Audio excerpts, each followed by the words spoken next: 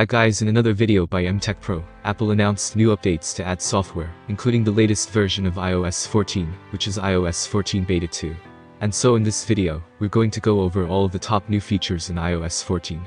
First thing you'll notice is the new redesigned home screen that now features widgets on the home screen itself and a new feature called App Library. The Today view that usually hosts Apple's widgets in previous versions of iOS remains relatively the same, but you can now drag and drop those widgets out of the Today view and onto your home screen. You could also just long press anywhere on the home screen and then tap the plus icon in the top left corner to add widgets of various sizes. You can also stack up to 10 different widgets on top of each other and swipe through them to change them out. And there's a new widget called Smart Stack, which will adjust what would you display based on your usage throughout the day. If you tap on the page indicator at the bottom of the screen, you can now check or uncheck how many pages of apps you want showing on your home screen. So for me, I decided to have a clean one-page setup of apps and widgets. Where are the rest of my apps to my task?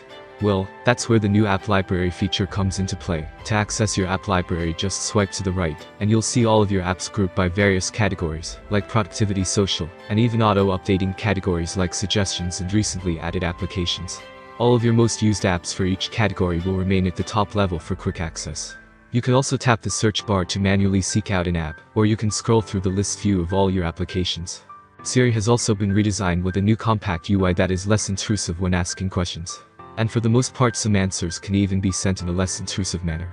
So for example, if you ask for an upcoming weather or calendar information, you'll see a notification card come in at the top of your screen, rather than it just taking up the entire screen, and just kind of disappearing all of the information that you were looking at into the background. Siri has been updated to answer a broader set of questions, and you can also ask Siri to send audio messages to friends. Also speaking of map. So in chat, if you are in a group chat has become a bit wild, and you're getting constant notification, you can go ahead and mute that conversation, but you'll still get notifications that directly mentioned you, so you don't miss anything important. There are new Memoji stickers and styles that cover various ages, different hair and headwear, and even offers up face masks for your Memoji. But we think it's a pretty big feature for iOS as well.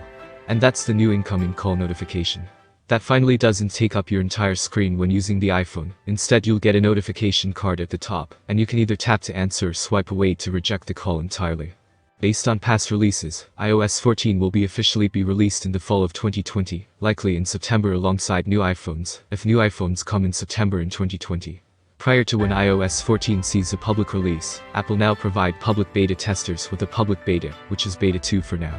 Thanks so much for watching, and I hope to see you around in the next video. Don't forget like and subscribe, share if you liked.